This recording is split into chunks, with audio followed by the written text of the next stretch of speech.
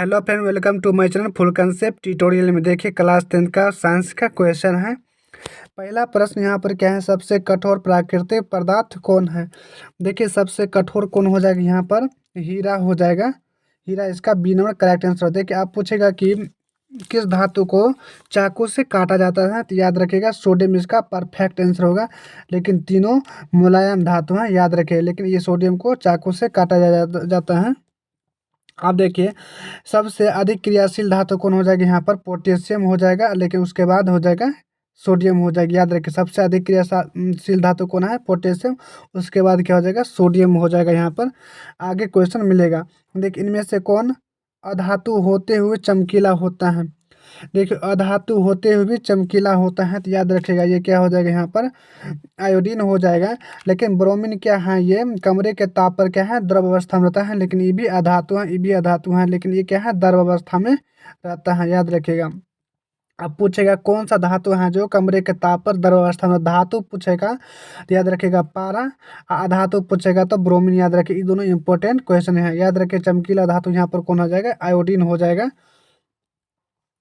अगला देखिए सबसे अधिक तन्य धातु है, मतलब तन्य किसका तार बनाया जाता है, तो याद रखिएगा यहाँ पर सोना को तार बनाया जाता है।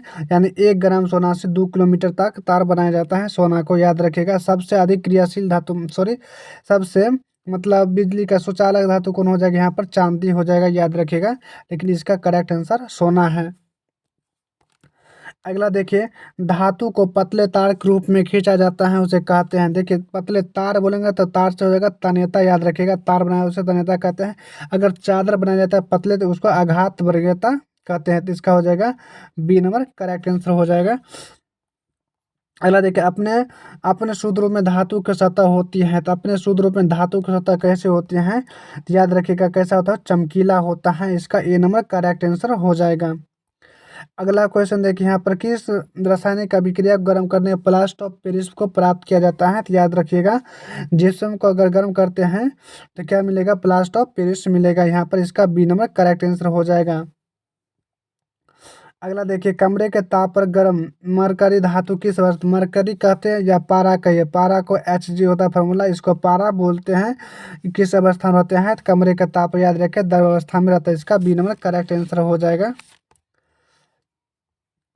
अगला देखिए निम्नलिखित में से कौन अधिक अभिक्रियाशील है। अधिक अभिक्रियाशील बोलेगा तो समझ लीजिएगा क्या हो जाएगा, काशी। यदि के से पोटेशियम हो जाएगा इसका, उसके बाद क्या हो जाएगा, ये हो जाएगा। लेकिन इसका क्या होगा, सी नंबर करेक्ट आंसर हो जाएगा। सबसे अधिक क्रियाशील यहाँ पर पोटेशियम, उसके बाद हो जाएगा सोडियम। अगला देखिए मानव नेत्र के किस भाग पर किसी वस्तु का प्रतिबिंब बनता है। देखिए मानव नेत्र का किस भाग पर, देखिए ये क्या हो जाएगा, यहाँ से देखिए ये मानव का नेत्र हो गया है। यहाँ से क्या है, यहाँ पर लेंस लगा होता है। यहाँ से प्रकाश जब आते हैं तो किस पर पड़ता है, यहाँ पर रेटिना, इस पर बनता है रेटिना या दृष्टि पटल पर हो जाएगा। अब देखिए ध्यान से ये क्या है, यहाँ पर उत्तल लेंस हो जाएगा। इसके साइड में जो लगा होता है ये क्या होता है, कॉर्निया। ऊपर में जो लेयर होता है पतला उसको कॉर्निया बोलता है। अब परितरिका यहाँ पर क्या होता है, ऐसे करके सिलियरी मांसपेशी होती है, परितरिका बोलता है। हो गया। देखिए दान में किसको दिया जाता है, तो कॉर्निया को दान में दिया जाता है। पुतली यहाँ का ये बीच वाला भाग जो होता है ना काला कलर हल्का सा, उसको पुतली बोलते हैं। तो इसका आंसर क्या हो जाएगा, यहाँ पर इसका आंसर हो जाएगा रेटिना या दृष्टि पटल। देखिए तारे के टिमटिमाने की व्याख्या किस सिद्धांत पर आधारित है, तो आपको याद होगा जब प्रकाश की किरण एक माध्यम से दूसरे माध्यम प्रवेश करते हैं तो अपना क्या होता है, अभिलंब से हल्का सा क्या होता है, विचलित होता है। जैसे मान लीजिए एक माध्यम ये हो गया, मतलब ऐसे करके जब माध्यम हो गया, एक माध्यम ये क्या हो, कांच हो गया है। इधर ऊपर में वायु, ये वायु हो गया। यहाँ से प्रकाश की किरण ऊपर से नीचे आता है तो ऐसे करके हल्का अभिलंब के और झुक जाता है ना। तो ये घटना के कहते अपवर्तन के सिद्धांत पर। तो वैसे ही हमारे वायुमंडल में क्या होता है, अलग अलग लेयर होते हैं। जैसे क्षोभ मंडल होता है, समताप मंडल होता है, आयन मंडल होता है, बाह्य मंडल होता है, ऐसे करके मंडल लगा होता है, 5 मंडल होता है।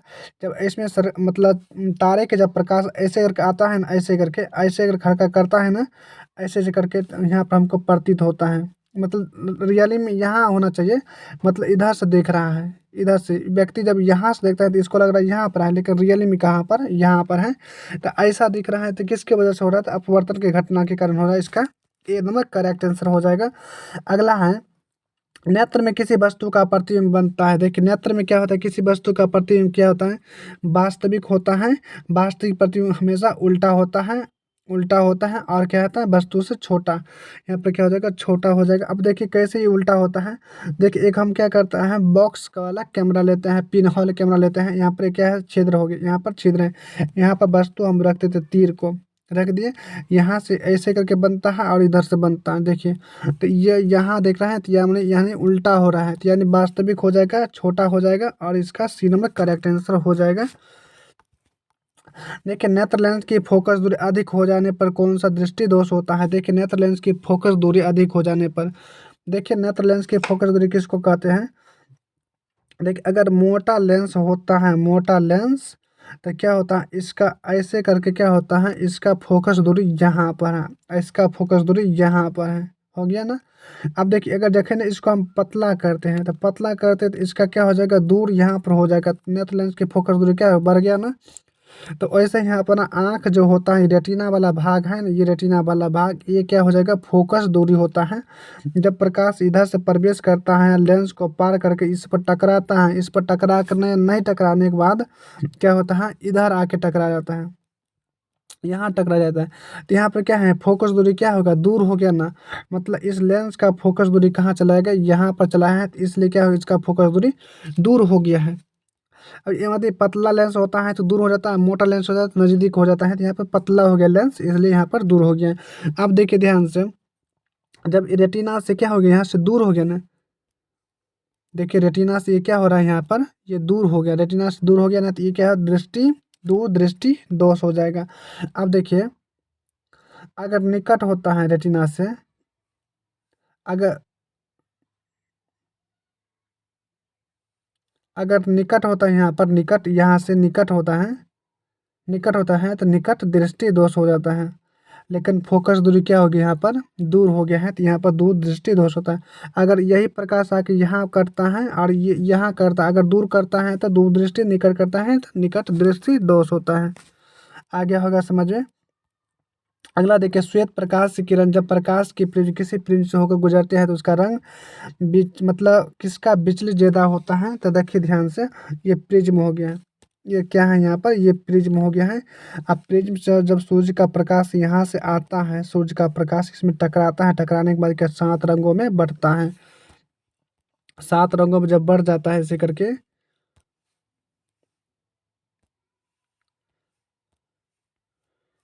ऐसे जब बढ़ता है 7 रंगों में, तब क्या होता है यहाँ पर, तो सबसे ज़्यादा विचलित कौन होता है, तो नीचे वाला होता है। देखिए ये कितना झुका है यहाँ पर, लेकिन इसको रियल में ऐसे जाना चाहे, लेकिन कैसे गया है, ये यहाँ पर झुक गया है। लेकिन सबसे ज़्यादा कौन झुका है, तो बैगनी यहाँ पर नीचे वाला झुका है।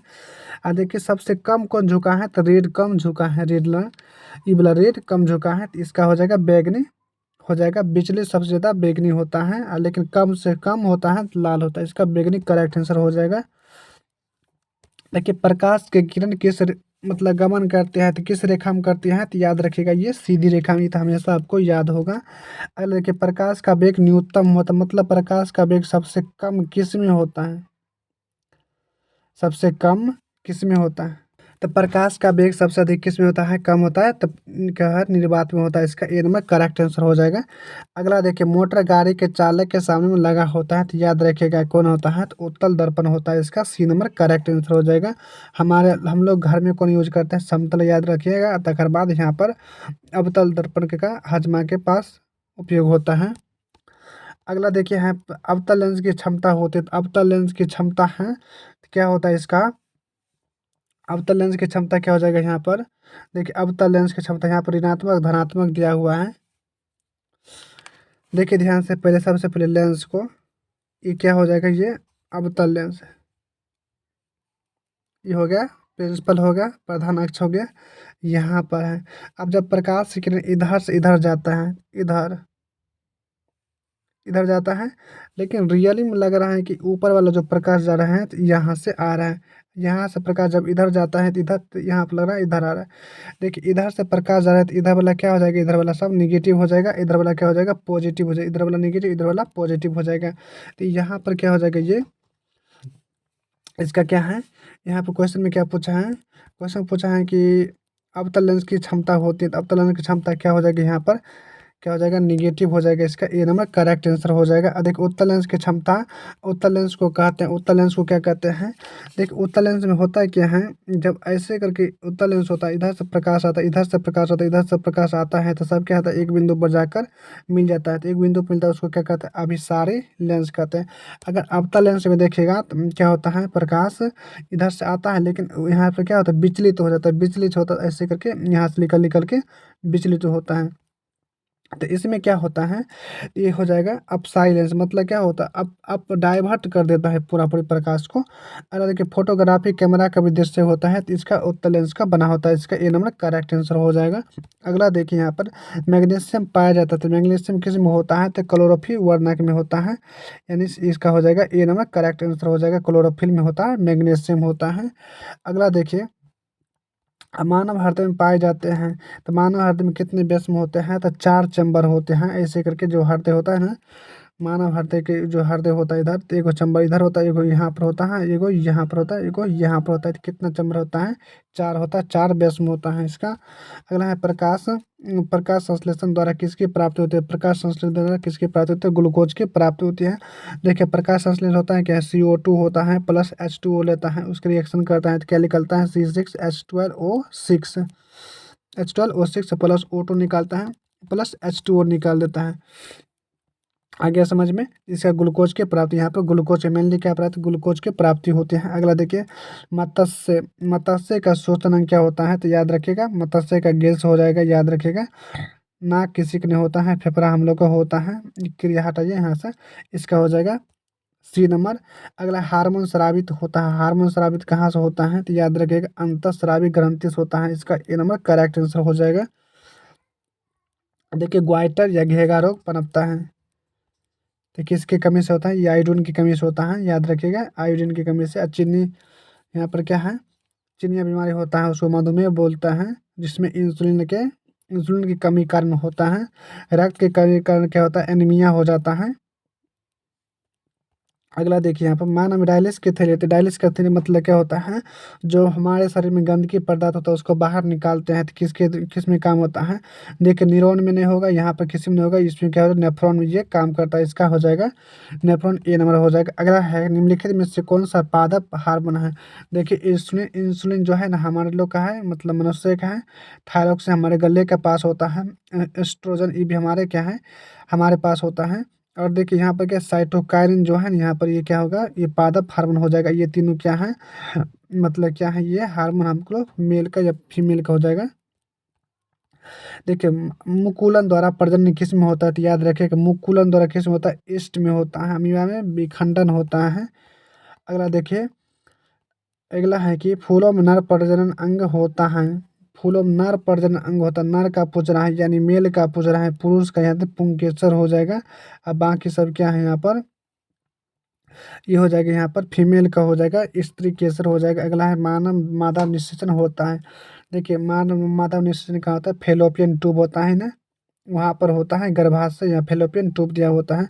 देखिए ये जो होता है ऐसे करके जो होता है गर्भाशय, तो यहाँ पर निषेचन होता है, यहाँ पर इसको फेलोपियन ट्यूब बोलता है।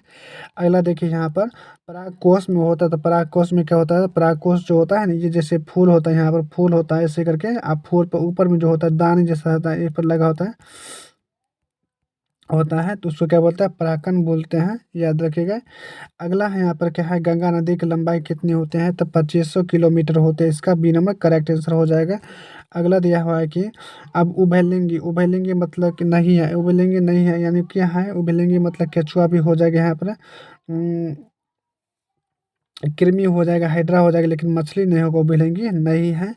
अगला देखिए यहाँ पर प्राकृतिक चयन का सिद्धांत किसने दिया था, प्राकृतिक चयन का सिद्धांत यानी प्राकृतिक में जाके, प्राकृतिक में है ना ऊपर में जाके कौन यहाँ पर पूरा मतलब घूमा है, वहाँ पर देखा है, तो याद रखिएगा डार्विन जाके वहाँ पर देखा है। अगर वीडियो अच्छी लगे तो लाइक कमेंट और सब्सक्राइब कर लीजिएगा। वीडियो देखने का आपका धन्यवाद। ये सब मोस्ट इंपॉर्टेंट क्वेश्चन था 2025 के लिए। अगर आप नए हैं तो चैनल को सब्सक्राइब कर लीजिएगा।